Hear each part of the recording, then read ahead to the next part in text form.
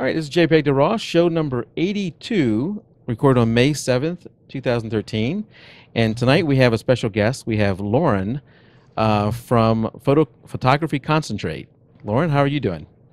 Doing good, thanks. Well, Happy thank to you. be here. Thank you for joining us. And Lauren's taking time away from her new baby. How old is your baby now? Just about 7 months. 7 months. Wow. And that's where your husband Rob is with the baby right now, right? Yep, he's doing dad duty. Yeah. Well, we appreciate you spending some time with us and going over things. And I guess first, let's get into what is photography concentrate. I keep wanting to say photo concentrate, but I got it right here in We front of me. shorten it to Yeah. that sometimes, so it's just kind of confusing all around. So it's Okay. not your fault. Well, I am habitually bad at messing up people's names. So since yours is so easy, I guess I'm going to mess up your website's name. But tell us a little bit about Photography Concentrate. What is Photography Concentrate? Um, it's fairly simple. It's our website where we teach photography. So we do a lot of uh, articles on there that are just free, easy to check out, and try to be helpful with those. We have lots of neat freebies that we make. So ebooks and templates and presets and whatever fun freebie stuff we can make, we put on there, and you just have to join our free club and you get all that stuff. And then we also make tutorials, which are downloadable videos and ebooks that teach more in depth on different topics. So we've been working on it for 3 years now, and it's been super fun. Well, I tell you, I love the design. I told you that when we were in the preview, pre-show, and I just love the design. It's so simple and easy to look at. I love the bigness of it. There's something about the fact, we were looking at just a second ago, and the big girl that's standing there, that little Supergirl. I Yeah, love my that. friend. Is that you? I take it. No, that is just a super photo girl. That can be anyone. Oh, okay, okay. Yeah, not Um, me. but I love the design of the website. It's easy to use. So, but you guys, you didn't start off with just the website. You guys are actually, you and Rob are both professional photographers too, right? Yeah. So we started off professionally doing weddings, and as we were doing that, we started to get a lot of people asking what we were, how we were doing, what we were doing, and just asking for advice. And we'd spend all this time responding, and figured that there must be a more efficient way to share what we've learned. And so Photography Concentrate was born as a way to help more people, other than just the few people that emailed us. And so it started off pretty small, just a really simple blog and one tutorial, and then now it's kind of grown, and I don't know how many articles we have, but there's over 105 tutorials and a whole bunch of free stuff. So yeah, it's been a neat way to share everything we learned over the years. And speaking of weddings, I want to go two things you said there. I want to go back to. So one is the blog thing you said. Blogs have a long history with you and Rob, don't they? Yes, you do. How did you and Rob meet? Well, Mike, we met on personal blogs back about 8 years ago or something like that. I don't know. Yeah, 8 years. We both had personal blogs, and I just happened to randomly find his, and I read it for a while, and one day I left him a comment on a post that I liked, and he responded, and we started chatting, and now we're married with a baby. That is awesome. That's an awesome story. That is a story that you can tell your kid and your kid's kids down the road. I And love that. hopefully at that point they'll understand what a blog is. When we first met, By no then one they knew won't what know. blogs were. Yeah, but by then they won't know what it is either. It'll be something totally different. Yeah, it's kind of weird to try to explain it when no one knows what a blog is, but thankfully everyone knows now. So Yeah. Now, yeah. one of the things with blogs and with with websites in general is they can be anywhere in the world. So it was lucky for you guys that y'all were able to meet and do that. That is an awesome story. So that's why I wanted to bring that up. The other thing was the weddings. So you're wedding photographers, but when you guys got into it, you didn't start off. You guys weren't let's say, into photography from a young age, right? No, not super young. I mean, we were When I say young, I mean like 19 5. or so. Yeah. I mean, you're still young. I meant young is like 5. Yeah, no, no, not that kind of out of the womb with a camera kind of photographer. We were pretty late to the game. I wish we were doing it in high school, but we weren't. We were, I think, like 20-ish. But yeah, that's when we started professionally. It was around 2021. Okay. All right. And yeah, first year out, y'all did what, one wedding, 2 weddings? It was 30. 30. Now that, to me, I think that is saying something, because I think that most people would love to be able to do 30 weddings a year. I mean, that's good. And you guys did it year 1. What would you say was your secret to getting 30 weddings in the first year? Um, Part of it was that we were lucky to have done a couple weddings just for like friends. We were just there as sort of Uncle Bob type shooters, and the friends had said we could bring a camera along and take a few shots. So we had a very small portfolio to start with, right? Like, no one's going to hire you without at least a small portfolio. And we turned those shots into some pretty nice albums right off the bat, so that like we had something tangible to show people. A website is fantastic to get people interested, but a photo in your hands is a really different experience. So we had really nice albums from the beginning. And then I think a couple other things that were important. One was that we took design very seriously from the get-go. So our websites, I've always designed them myself from the beginning to now. So at the beginning they were not very good, but I've had a lot of practice. Mm-hmm. But I did try very hard to have good-looking design, and I think that helped us stand out because we were able to convey a lot about our personalities and who we were and what kind of clients we wanted through design, not just photos. So we were finding the right clients. And then we did big posters with like just one really big sort of show-stopping photo that we had taken and put them around the local university, which was the right target market for us. I mean, they were close to our age. They were, looking for something a little new and fun. And they were willing to take a chance on someone new because they were kind of younger and probably looking for someone who wasn't as expensive. And at the time when we were starting, that was us. So Right. And that's how we got most of that first year. I expected we'd get 5 bookings. Rob thought maybe 15, and I thought he was insane. So And y'all were both wrong. we were both wrong, yeah. Well, awesome. All right, so that's kind of the backstory, and I know we want to spend a little more time on the Photography Concentrate. So going with that, one of the things you talked about is the creativity, and that is one of the areas that I, my day job, I'm an accountant, and I think that the accountant side of me kills the creative side of me. So, and I don't know Hey, about, accountants can be creative. they can be, but it's not. Yeah, I guess I'm trying to think of one that is, and I can't think of one that's famously creative. Um, so I'm not going to spend a lot of time trying to figure that out because I won't get there. But what would what kind of ideas do you have for creativity? What can help me? Who can help you? Well, I'll tell you, Mike, both of my parents are accountants. Oh, I like your parents. Yeah. Hopefully they're a lot older than me. Not I don't likely. think they'd want me to tell you how old No, they you don't are. have to tell me that. I'm just I know. go ahead.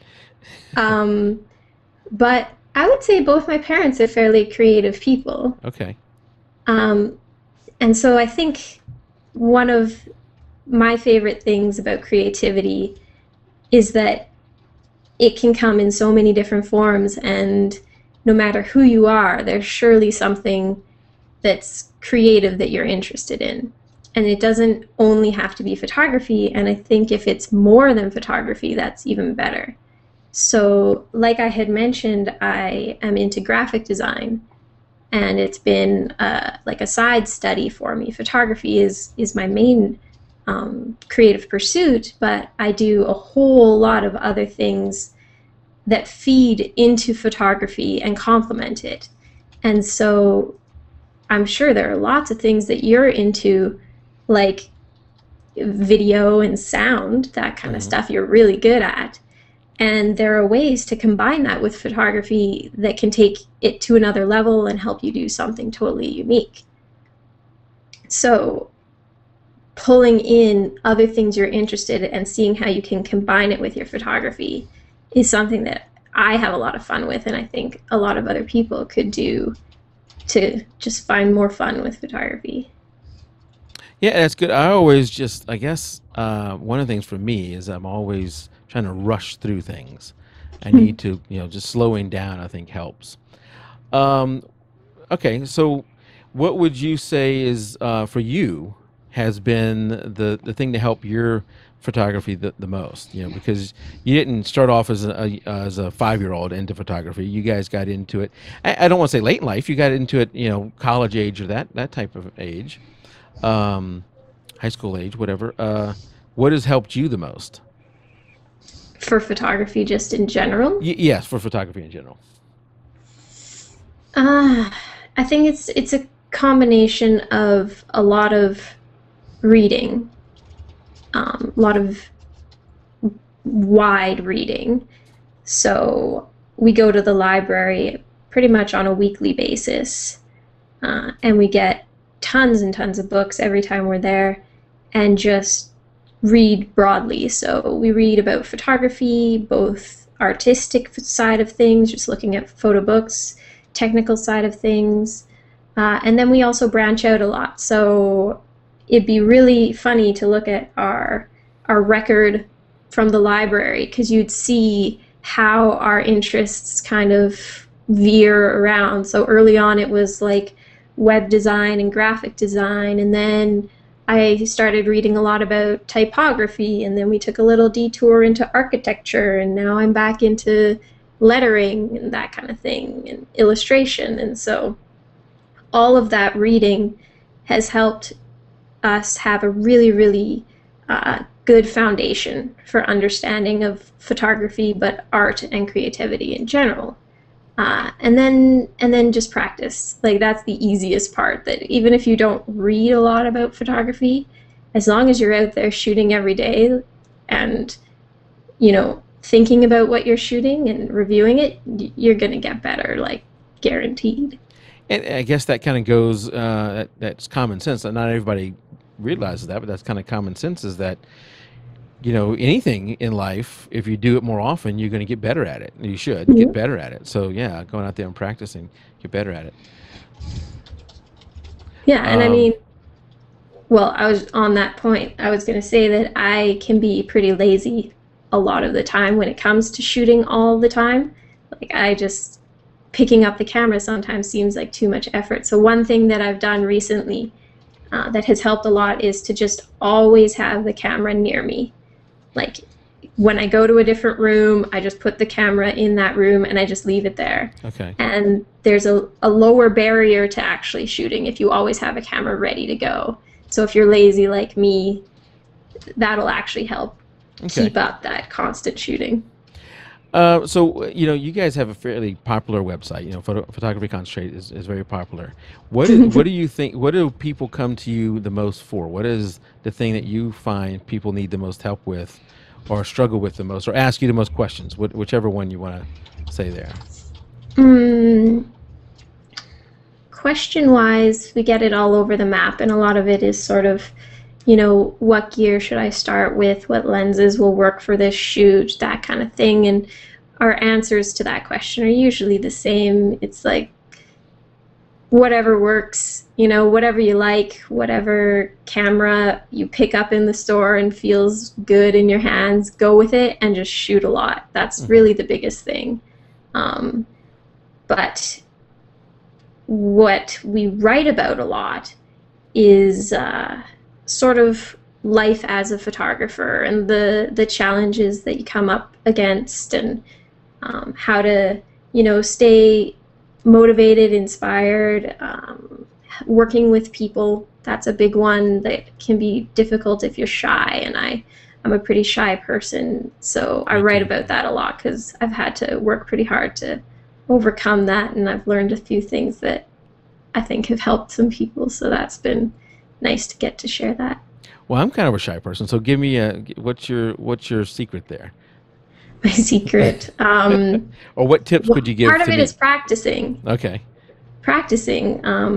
So one thing that I started doing when I was trying to get over the shyness is I have this little game that I play when I'm at a checkout at the grocery store or something, and I try in that 2 minute space that you have with that person who's checking you out. Hmm. I try to strike up a conversation about something. Hmm. Because usually those people get ignored, and I feel really bad about that. I mean, Yeah. they are people, right? And so I try to think of something interesting to ask them about and see if I can kind of get them interested in talking to me for those 2 minutes. And it helps push me to get out of my shell and talk to people, and they usually feel good about someone actually talking to them. And I've gotten some pretty funny responses to some of my questions. So that's one tip that has helped a lot, and I really enjoy it now.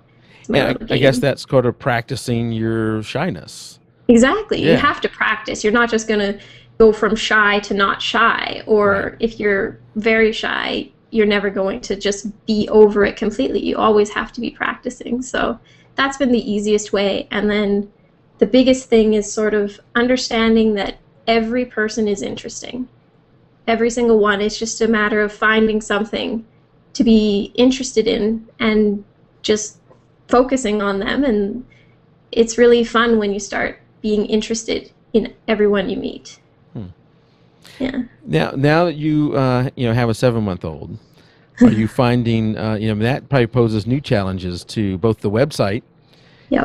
because while the website may not require you to go outside and like shoot like a wedding under those stresses, and maybe you guys are still doing weddings too, but the website has its own maintenance you got to do, and then if you're still doing the photography career, the child brings in a new twist Yep. to that. How are y'all handling that? Oh, day by day. And Which I think is the same for any new parent. You just survive each day, and if you got some work done, you feel good about it. And if you don't, you have tomorrow. We work a lot in the evenings now. When that used to be our sort of relaxed time, now it's like, all right, he's asleep, let's get work done. yeah, And we work a lot more efficiently, so I don't get to watch movies while I work anymore. okay. But Well, let yeah. me tell you, it doesn't get easier after 7 months. I have a Oh, 10-month-old daughter upstairs, and boy, can she be cranky. oh, Tim. And my 11-year-old, she's completely different than my 11-year-old son. He was very easy, very um, even-tempered, but she wants to be held. So Oh, maybe you're yeah. lucky you got a boy. The boy's going to be a lot easier. Yeah. He likes to be held too. So I've got very strong arms now. Yeah. I think it's something that every person struggles with once you have a family is or even even if your kids are a little bit older, it doesn't have to be a young child, is that work-life balance. Yep. And a lot of times with a 8 to 5 or 9 to 5 or whatever your job is, it's so defined. But if some people are doing that in addition to the photography or just the photography, and the photography is sometimes at odd hours because you have to meet other people's schedules who are working 8 to 5. So I, Yep. I think for a photographer, there's especially there's a real challenge to find that work-life balance, because it's not just the Oh, shoot. It's the editing afterwards. It's the interaction with the client. It's the finding the clients. There's a lot that goes on. Do you guys are you still active in the photography business side of? this year we're taking a break Okay. from shooting to hang out with the little guy, spend his first year kind of getting to spend more time with him, and then try focusing on Photography Concentrate for a year, since never in our history have we ever focused on one thing. We tend to be a little um, we like to multitask and usually have 4 or 5 projects going at once. So we figured let's take this year to focus on one. But we're actually, so right now we're going to be trying to do some documentary photography, which is sort of was our initial interest in photography, was traveling and shooting stories, and we sort of got sidetracked with weddings. Okay. And now we're going back. So we're actually traveling in a couple weeks here to go do a documentary project on the East Coast, which is going to be pretty fun. Oh, what part of the East Coast? Prince Edward Island, so East Coast Canada. Oh, okay. Not East Coast. Not East Coast near me. No, That's actually more East Coast north. far from me. I'm in New York. Yeah. Not far, yeah, not far. Closer than Mike, that's for sure. Yeah, I'm down in lower. I'm down in the Georgia area. And I want to mention to guys out in chat that when the stuff we normally do at the first part of the show, where we're doing the photo challenge, we're announcing the winners. We're going to do that at the end of the show, so make sure you hang out for that. And then, of course, we'll have some after the show chat too. So make sure you hang out to the end. And I guess that's all we have at the end. And then I got a couple of things I want to show Tim, so make sure you hang around for the end to see all that stuff. I know we were going to talk about, if Rob came on, we're going to talk about backing up, but I don't want to talk about that because... I was just looking at the website, one of their... I know, back up or die. I love that. At some point, I'd love to talk to Rob about that. I'd love... that is a topic of mine that's been kind of a... what do you call it? I don't know what you call it. Pet peeve? Not a pet peeve, because that sounds like it's something I'm mad about. It's just, I guess... It's dear to your passionate heart. about. Yes, that's right. Dear to my heart. Dear to the heart. Passionate about, yes. As photographers often forget about that. They think about the lens cost, the camera cost, all the software cost, all that stuff, and then not taking steps to protect all those photos. But that's we'll go over that another day. Yeah, we'll get Rob on here one day to I know cash all that. And there's a couple of topics you wanted to talk about, and that was subject interaction, design, and creativity. And I don't know if we covered the creativity to what you were talking about, but little bits. But so whichever one you want to hit first, or what do you want to do there? cool. I had We just lost Tim, Tim. and I got 2 mics. All right, I don't know what's going on there. We'll bring in instead of 2 mics. Tim's back. Tim's back. Tim is usually so quiet during the show because he's typing out all the notes. Well, I just got bounced off for a second. That was weird. That's that Tim filter that we installed. No, that's weird. I got a... Can you hear me now, Mike? Yeah, I can hear you. Can you hear us? Yeah. No, I got bounced off and the website rebooted on me. That was that was weird. Okay. It's that Tim filter. It's the Tim filter. All right. So which one do you want to go over first there, Lauren?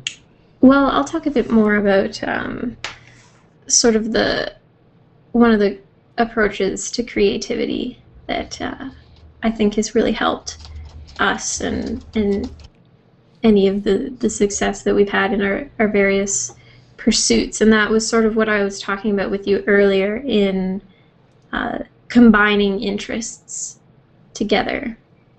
So, like I said, when we first got started, the graphic design made a big difference in us standing apart from other photographers because we sort of had an edge there. We looked a little bit different.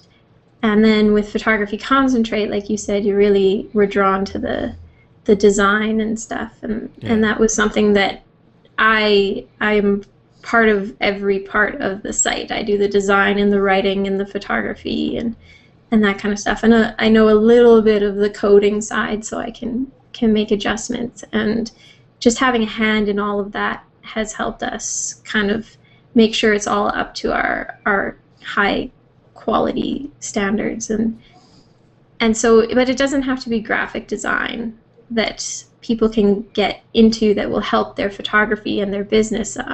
I've written out a few here that I thought would also be helpful, like illustration, so drawing or illustration on a computer.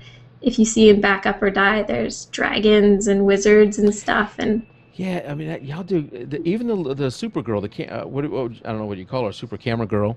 I yeah, mean, that is just fantastic. Did you do that? and yeah, I did all of that. And again, that has been, when I first started illustration, I wasn't very good at all. And after a few years of practice, I'm getting better.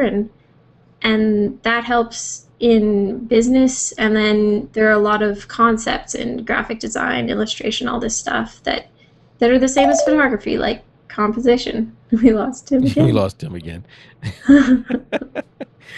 We'll just keep going. He'll come back in when he can. Cool. But yeah, like composition, color, balance, layers, all these things work for photography as well as most other artistic pursuits. And so it's kind of fun to start combining. And what program are you using to do these things? Like I'm looking at now, I'm looking at the article Backup or Die, and you've got Yeah, the dragon, like you mentioned. You got two camera girls and one camera boy. What program are you using to do all these in? that's all Adobe Illustrator. Okay, Adobe Illustrator. Yeah. And then I use Adobe InDesign for a lot of stuff. So all of our tutorials, all of the design I do as well. So all the ebooks and that kind of thing. And so that's really fun too, starting to do layout, which helps when I do album design for when we did weddings and for portrait albums and stuff. The graphic design comes in handy there too, or business cards, all sorts of stuff. Yeah, I think some people underestimate the power of all that, and the design of the website can really either be a turn on or a turn off. And Sure. if you have a bad website, you can be a great photographer, but if you have a bad website, people come to your website and they just don't like it and they leave. Um, for me, when I came to your website, I was like, "Oh, this is awesome." One of our listeners said you got to get Rob and Lauren on from Photography Concentrate, and instantly when I went to your website, I knew, yes, I haven't even looked at any of their photos yet, but I've got to have them on it. I just love the website. Um, Well, and I think it gives like a bit of the personality that our approach to this is we like to have fun, friendly, that kind of stuff, and just your color palette can communicate those things. And so we love to learn about all sorts of different aspects of art and creativity and then combine them all together. yeah. Yeah. Okay. So that's creativity. Yep. Let's see. So I'm looking at chat now. Somebody said something in chat. So Terry Chapman says, when I tell people I want to shoot weddings, they almost always say, no, you don't. And I know what he's saying because when I have people at work get married, they all know that I'm into photography. And they invite me to the wedding, and I come and I say, look, I'm not bringing my camera because there is no scenario that happens that I am your photographer. If on the day of your wedding, the photographer dies in a fiery crash, I'm just not coming to the wedding because I'm not going to have the pressure of doing that. Because to me, wedding photography is such huge amount of pressure. And I'm sure that's what Terry's talking about, is the pressure of wedding photography. So I commend It you is. and Rob for being able to do as many as you've done. And Oh, and we're not just in like, Canada. And I haven't even said, we were having like back-to-back Canadians, and I think in 2 weeks we have somebody from Britain. So this is our international, and the show is international too. So it's nice to have people outside the U.S.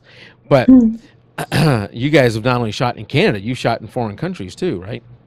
yeah, For the we did a weddings. few weddings as like traveled, but just a few. I mean, we shot weddings for about 4 years, which was a lot for us. And there are people out there who shoot for 10, 20 years. And it's really comes down to whether you are really passionate about it. And there are people who are so passionate about wedding photography and they do amazing work and it fits them. And after 4 years, we just decided it didn't fit us and we moved on. And I mean, we had amazing experiences and amazing clients, and it was a lot of fun and a lot of work, Yes, it is a lot of like work. most things. So, So all the creativity that you were talking about earlier. Do you have any suggestions on how? And this is a question from Jersey out in chat. Any suggestions on a platform for showing your client proofs? Client proofs. We used PicPic for quite a while as something that was very robust. It did a lot of things. It let people purchase proofs and create, like, I think little collections and stuff like that. So that's what we used when we were doing that. We also use actually the web feature of Lightroom a lot for something really, really simple and really easy to make. Where PicPic is a subscription service. Is it the Lightroom one? You know, you buy Lightroom, you can just upload it to your web space. So that one I really like to use for simple galleries. now? Is PicPic PIC PICK? PICK, PIC, I believe. Oh, I had it backwards. PICK. I'm trying to look it up.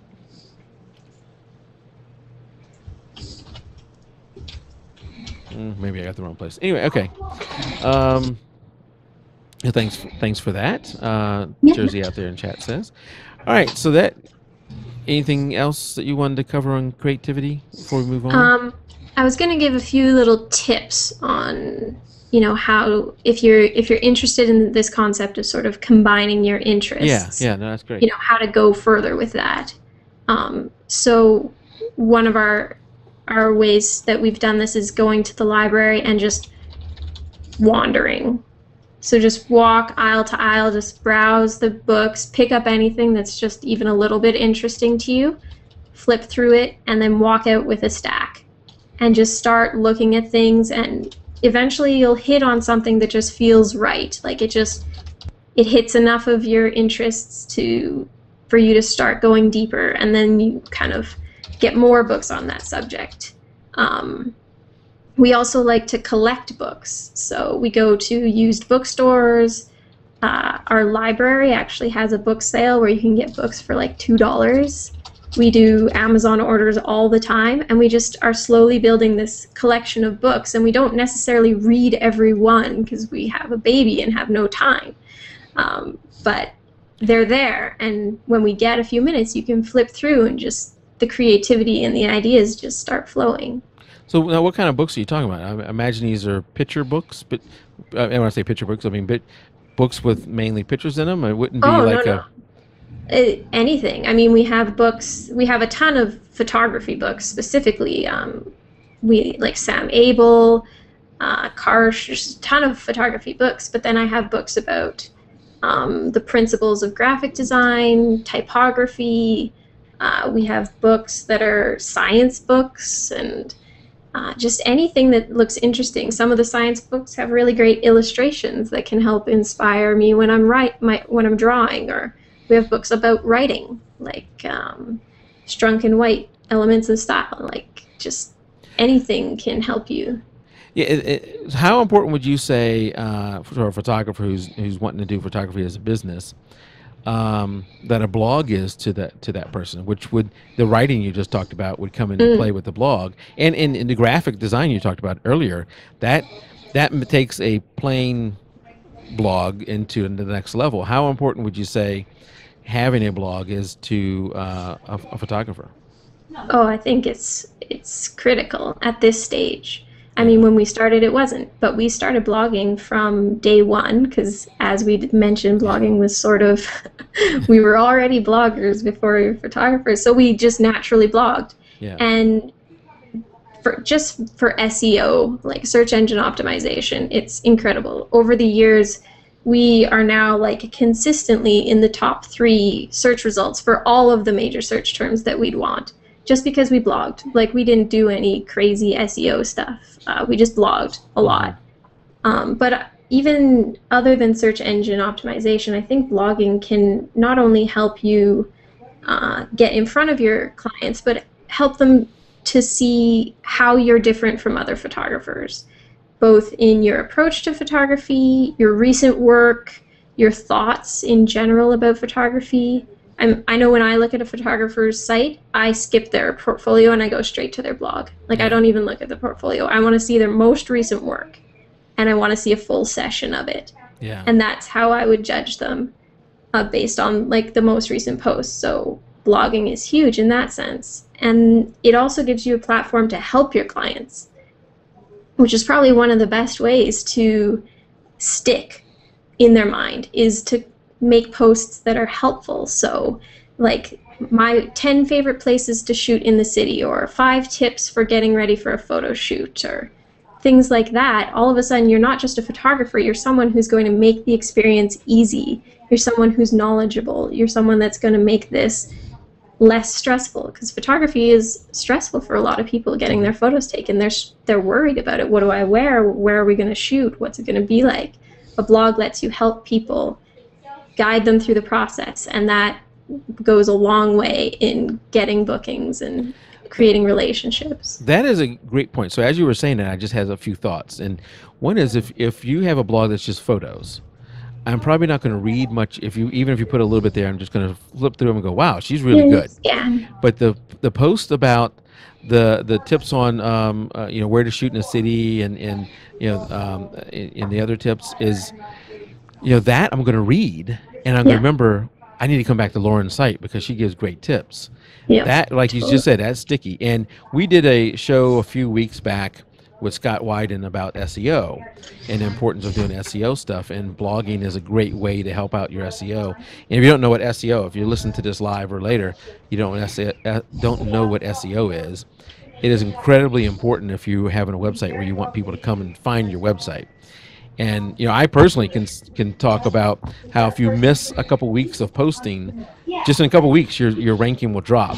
We were jpeg2RAW was 13th. Actually, it's kind of weird. We're moving between an old site and a new site, but anyway, we were 13th on a certain search term. And 2 weeks of not posting, we dropped to 18th. Yep. So I mean, you've got to keep up with it if you want to keep your rank up. Yeah, consistency is important for sure. Yeah. And there's a question out in chat. I'm reading it right now. How to make marketing materials without Photoshop. Yeah, so how to make marketing materials without Photoshop. Yeah. I don't actually use Photoshop when I do my design. I use InDesign more frequently, which is, you can get Photoshop Elements, which is a lot cheaper than Photoshop, but InDesign is pretty pricey. So in that sense. There's one other thing you can do, and I don't know if this applies to all countries, so I don't know where she's at. But Tim, watch the breathing. Sorry. I am here, even though my picture's not there. Yeah, I noticed that. But we can hear you. There's something out there. It depends on if you're a student, if you have access, if you're a student or a teacher, if you have access to one of those things or not. And Adobe offers something called Creative Cloud. I actually am part of that. And if you do, you are too, Lauren? Yeah, it's great. Yeah, so if you Creative Cloud, when you first hear about it, you may think, well, I don't want to have Photoshop in the cloud. That's not what it is. It is, by calling it Creative Cloud, they're kind of almost doing a disservice to it, because the cloud part of it, I don't even use. I use, I have all the software local, and I use it local. So what it is you get, because I'm getting a student teacher discount. My wife is as a teacher, and I think we paid $19.95, or was it $29.95? I don't want to. You have to look this up, so I may be wrong. I think it's $29.95. $29.95 a month, and I get almost everything: Photoshop Extended, Lightroom, Adobe Illustrator, InDesign, Premiere Pro, and I'm looking at a few of them here on my computer. So that's another way where if you can't afford maybe Photoshop, and the $600 or $700 it's going to cost, and InDesign that may even be more expensive. Take a look at Adobe Creative Cloud. It may be something that you could afford, especially if you can get that student-teacher discount. Mm-hmm. Well, I think if you use more than one or two applications from Adobe, it's probably the right thing to do. Yeah, I think so too. We sort of looked at it, and especially we use a lot of them, and it's a great system, and they're always updating. You get tons of updates and stuff, so it's fun. Yeah, right, and you pretty much know a new version is going to come out every 18 months, so now you're looking at a large upgrade price every year and a half. Yeah. Well, I will say this, that and something people may not know yet. It's been reported, so you may know this. But Adobe came out with a new licensing model. So let's say you are using Photoshop CS6, the latest version. Photoshop CS7 comes out. The only way to get the upgrade price on Photoshop CS7 is to be an owner of Photoshop CS6. If you're like me and you used to skip one or two versions because you didn't want to buy every new upgrade, they won't let you do that anymore. If you skip a version, you got to buy it at full price. And Wow. they're doing that to push you to the subscription model, the Adobe Creative Cloud. So if you're using a couple of them, I would definitely take a look at that, because skipping versions is not something that's going to be as easy to do in the future. All right, so we got a little bit off track there, but I think that's good information if you didn't know that. And there's sort of she had a follow-up question here that Yeah, I'll just you want to go ahead jump and on address that? quickly. Yeah, so we have a tutorial that's about using InDesign to create albums. And so it is focused on album design, but I do go through how to use InDesign, all the different tools that you need to use and that kind of thing. So it could apply to making marketing materials, PDFs, sort of price sheets, that kind of thing, but I don't specifically go over that. I just focus on albums. So that's to answer that question. Okay. And she also said, so somebody said, maybe I'm missing this, but do you ever come across other businesses where you go, you know what, since I am now, you're going to have to call yourself a pro web designer. Since you are a pro web designer, I'm going to call you that. Looking at your website, I have to call you that. So I'm going to call you that. Do you ever think maybe I should offer those services too? You know, we did dabble in that for, I think, 1.5 year. We created a business that we thought we would do headshots and graphic design. And I did do a few logos and business cards. But Rob and I are habitual sidetrackers.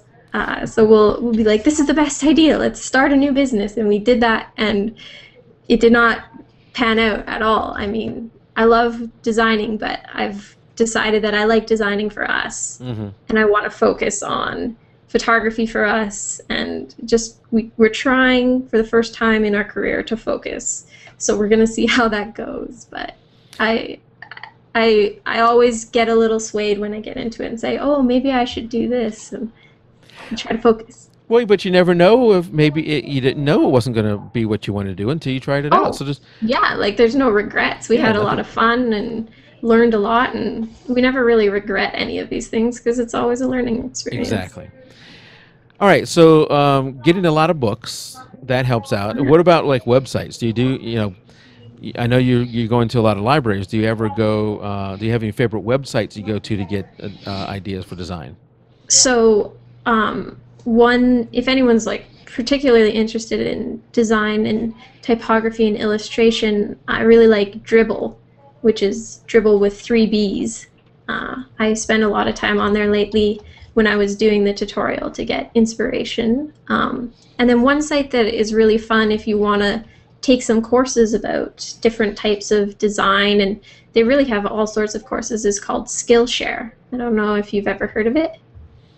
I have not. Skillshare. Skillshare.com. It's really fun. People just create their own courses and throw them up there, and they're usually $20, and you get to join in. So I have ones on illustration and hand lettering, and there's tons of stuff you can learn on there, and I've gotten a little addicted to it. Just kind of, there's great designers on there too, so it's really, really a great way to get little bits of information. And yeah.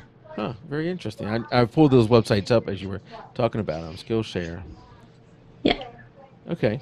So those are the web places that you would mainly go to for outside the library for inspiration? Today, yeah. That's what I'm looking at. You're right. It changes all the time. Yeah. What about YouTube? Anything? Do you do any YouTube? Anything on YouTube that you like? Rob is really into video. That's his sort of diversion right now. But I wouldn't say diversion because he actually does it. He was doing it for clients and stuff, video and audio and stuff. And he goes to Vimeo a lot. Vimeo, okay. Yeah, there's a lot of really fantastic video there. So for those who want to combine video with photo, which is an exploding market right now. Seriously, it's like Video with exploding. If you photo. get into video, Explain it's that. awesome. A video with, what do you mean video with photo? So what we were doing last year with portraits is I would shoot photos, and Rob would do video with a 5D Mark II. Okay. And he would make what he called moving portraits, and so it was just like a moving portrait, right? It was inspired by our photography work, but with video, and then he'd set it to some music, and these things like are so popular, and not a lot of people are doing it, and so we get a lot of requests just for those. People don't want me, they want Rob. You know, I think I've seen what you're talking about. Do you have a place where I can pull that up somewhere? Is that Of ours yeah. in general, ours, if you went to vimeo.com/RobinLauren, I think that would pull it up. And someone here is saying Fusion, which that is similar, but I think Fusion was specifically photos and videos in the same video, whereas we kind of separated them. But Fusion is another way people are doing it. That's, I'm gonna see if I. All right. Well, we can. I'm afraid if I play something, it's going to feed through the audio, and I don't want to do that. Yeah, they're there. So. All right, we'll put something in the show notes. I don't want to play that now because it may mess something up. Oh yeah. No, I think I know what you're talking about. Is that where you, let's say you got a still picture of let's say a girl, a still picture of a girl, but her hair is flowing? That's different. Oh, okay. Is that Fusion like the other person was saying? No, that's a different thing. Then I don't know what you're talking about. When I say moving portraits, I just mean like they're videos. There's nothing. Oh, but okay. The way it's shot is okay. It's kind of more like a portrait of a person through video. Okay. And just the link, it's Rob N. Lauren. That's another confusing thing we do. N, the letter N? Letter N. Okay. Vimeo. Tim is generally our link expert. Yeah, I didn't find that one, but I will have that. As we continue to chat, Tim will try and find that for you, Faye. You got it. Found it. Tim is an expert at that. All right, well, that's very interesting. We'll put, and he's already found it. So there you go. So we'll have it also in the show notes for anybody listening later. Good work, Tim. Yeah, Tim does a lot of great work behind the scenes, typing out the show notes and everything. So as you're talking, he's doing a lot of typing, getting the show notes ready, which is really appreciated. All right, so we went over some creativity, and we kind of touched on design too, I think, and we're getting close. Yep. We're getting close, so I don't want to run you over. Nope. What about subject interaction? Subject interaction. Yes. So, and this sort of links in nicely with what I was talking about earlier about shyness. Yeah. So I think a lot of people who are shy find it intimidating to be having to interact with your subjects for like an hour. Like that's a kind of scary prospect, and Yeah. I know it terrified me at the beginning.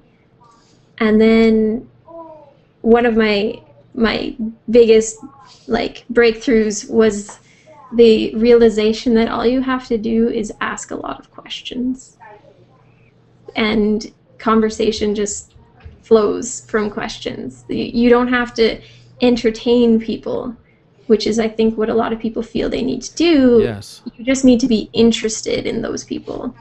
And once you get them talking about themselves and their interests and their relationship, they really relax and open up, and it makes the photos better because you can get them reflecting on why they are together, how they met, what their favorite things are about being a family, and just speaking about those things changes the way they sit together and act together, and then it makes your photos show that relationship in a lot more authentic way. So you just ask questions about them, and I'd prepare questions beforehand so that I wouldn't get nervous and blank and be like, oh my god, I ran out of questions.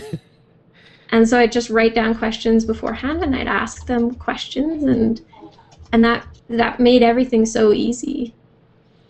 That could help me actually in interviewing skills here too. Well, that's what you just asked. You're great at it. That could do a lot of things. I'm thinking, I think about back when I was in high school, and I've mentioned this. If you listen to the show, you're probably getting sick of me here saying this. But back when I was in high school, everybody's high school picture looked exactly the same. You all did the fake pose by the fake tree, and all that, or by the brick building, or whatever it was. It was in the background was always fake, and the photographer's interaction with you is next, and you get up there and you do, he tells you how to pose, he or she, and then you move on. And today you hear so much derogatory statements about like moms with cameras, and it's not generally meant as a positive thing. And some of that is because some moms have the mommy goggles on and can't realize that just because their kid's in it, it's not a great photo. There's some of that, but I think I've that got those for sure. yeah, it's something that it shouldn't be limited to mommies. It's daddies too. But there's another side to that, and what you just talked about, that interaction with the subject, that the creativity that some of these moms, dads, whatever they are, and not just moms and dads, it's the modern day photographer, that they have with the subject, and interacting with the subject and talking to the subject, making them feel more at ease, and doing things different than just posing by fake trees and fake brick buildings. I think it's really advanced photography today. My son is a senior will be next year a senior in high school, and his senior photos are going to look nothing like my senior photos, and it has nothing to do with film versus digital. You know what I'm saying? Yeah, it's just a different mindset about what a photo should show about a person, and not just the way they look, but some aspect of their personality can come through in the image, and that is a lot of the photographer's skill, whether they can bring that out. Excuse me. Yeah, and that subject interaction you just talked about is so important. Yeah, but it doesn't have to be hard.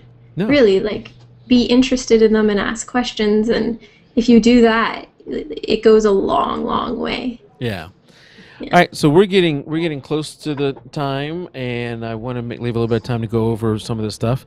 Anything that we didn't go over you want to go over, Lauren, or any questions out in the chat? There's a delay from when we say something and it shows up in chat, so I want to give them a second. Yeah, So no questions. Any questions out in the chat that I missed? I think we covered most of them. Is Rob left with the baby yet? Yeah, I've heard a few little wails, but I think they did okay. Yeah, I didn't hear anything. I just keep hearing Tim drop out. Oh, Tim. I don't know what's going on with Tim. He's back. Would you recommend establishing... Oh, okay. So this is on the business side. Yeah. So would you recommend establishing like an LLC? And that's different in Canada. Right, because I mentioned you're in Canada, down here in the States. I don't know. I don't know anything about Canadian law, and I know very little about American law. But I know LLC is limited liability company here in the States. Yeah. So when we started, we were a partnership. Okay. So I don't know what the equivalent is there. And then recently we went to a corporation, which was based on just a recommendation by our accountant. So I would say get an accountant, see if they have suggestions, but an accountant will help you no matter what. And if you're looking to do things professionally, then yeah, setting up some sort of official business structure, regardless of what country you're in. Yeah, I would think if you're going to set up a business, there's a couple of things you should do. Is one, you're going to have to find out about your state law, and what you need to do to incorporate, or what you need to do there with sales taxes and with state registrations and that. Also, make sure you get some kind of insurance. You definitely want some kind of business insurance. Rachel Brinke, who's been on the show 4 different times, has a lot of law information on her website. Yeah, she's awesome. Oh, you know Rachel? Yeah. Okay, yeah, we've had her on the show 4 times, I think now. She has a lot of helpful information that may be state by state. I don't know where. I'm assuming, and I could be wrong here, but Jersey is here in the United States. I'll help you. So Rachel may be able to help you with some of that stuff if you want to check her site out. Rachel Brinke. Why not? Any other questions out there in chat? All right. Lauren, we thank you for coming. You're welcome to hang out with us as we go over some of the, and now we just got Gina Perry, who's one of our people from our Facebook group, has come in. And she's probably wondering why. So we're an hour early tonight, Gina. Sorry, Gina. No, that actually works awesome for me. And me, I kind of like it. Yeah, I know I like it. I don't know if our if it would work for everybody else, but I do like it. Okay, Lauren, you're welcome to hang out with us. We're going to go over a few things before we end the show. One being the photo challenge that we had for April. Right. But you're welcome to hang out with us if you don't mind, or if you need to go, just let me know. I'm good, but Okay. I just wanted to say thanks to everyone. There's a few things there. Oh, thank you. Yeah, it Yeah, was a no, lot of it's fun. awesome talking to you. And you know, tell Rob hi, and Yeah, I will. tell him thank you for sharing you with us for an hour. All right, so you know we have a photo challenge every month out in a Facebook group. If you're not a member of a Facebook group, real easy to find us. Just facebook.com/ what is it, Tim? /groups/ jpeg2RAW. Yeah. Yes. /groups/ jpeg2RAW. And each month there is a different topic. And the topic for the month of April was spring. So for the month of April, what we do is, or for any month, what you do is you submit your photos into a special album that's for that topic, and then the members of the group vote on it by liking them. And the 3 with the top likes then go to the admins, which Tim and I are both admins, and there's a few others. You go out, it goes to the admins, and the admins vote on the winner. So this time we have 3, just like usual. We have 3 entries, and I'm going to show them now. We have, hold on, let me get rid of the lower thing. We have this entry from Gina Perry, which is flowers, and Gina and I had this discussion before. I'm not even going to try. All 3 actually are flowers. I'm not even going to try and tell you what the flower names are because I'm going to mess them all up. If you think I'm bad with names, I'm really bad with flowers. So we had this one flower from Gina Perry. We had this flower from Jeannie, and she's telling me out in chat it's a blossom. And then we had this shot from Scott Green. So these were our top 3. Let me get rid of that. And so Tim, you want to get ready with some drum roll? Okay, hold on a second. I should like scroll through them. 1, 2, 3. So you don't know which one's going to be the winner. Whenever you're ready. Okay. What is that? I wasn't ready yet. All right. That wasn't drum roll either. That was fanfare. Okay. Yeah. Okay. So drum roll. The winner of the April 2013 photo challenge is Gina Perry. Oh, Yay! Congratulations, good Gina. job, Gina. Gina is actually a 2-time winner, if I'm not mistaken. So congratulations, Gina. We had a lot of great entries this month, Tim. And I probably should do some honorable mentions too. So first, let's say congratulations to our top 3: Gina, Jeannie, and Scott. All 3 were excellent, and like usual, the winner was not unanimous. And I hope that Gina doesn't take anything bad from that, because I actually like that. I like the fact that there is some debate amongst the admins on who is the winner, because that means that it's a tough decision.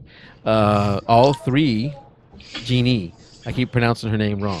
Jeannie. I thought it was Ginny. Ginny. Ginny? Ginny. Ginny is. I would say Ginny. Okay, I was pronouncing it wrong when I was trying to pronounce it right. Ginny. Don't worry. We already know, Mike. You can't pronounce names. Yeah. We should just leave the name pronouncing up to you.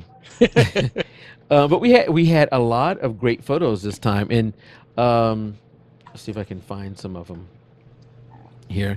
A lot. I forget how many entries we had this month, but there was a lot of good ones, and the likes were very close. There were 2 people who were very, very close to getting into the final. Who do I have? Christina, Melissa, and Ray. were all very close. So I have to go through that and look at all the likes. And those 3 were very close. And just a lot of good photos this month made it difficult to pick. The challenge for May is pets. And so what Jenny, did I say that right? Jenny got to pick. She won the month before. She got to pick for the May, and for the May, the challenge is pets. Gina will let us know what the challenge is for June at some point. Jen. And I'm saying, okay. You guys have to handicap me on the names. See, I'm an accountant. I'm a numbers guy. Let's just call you 1, 2, and 3. That'll go over great. Okay, I got the album here pulled up. So let's go over. Let's look at this. Just a lot of great images here in the group to go over. So if you're not a member of our Facebook group, go out to the Facebook group and join it. And we had a lot of great members out there. Like the Facebook page. If you came in late, like photographer number 1, if you came in late, like photographer number 1, this show, of course, is recorded. We'll have it out on Stitcher, iTunes, YouTube, Zoom, BlackBerry, all those different places, and our website within a couple days. And I guess that is it. What, anything I'm missing there, Tim? No, I think you got it all. So let's go ahead and end the live show, and then we'll come back around. I got a couple things I want to go over. In the post show. So thank you guys for coming, and until next week, keep it raw.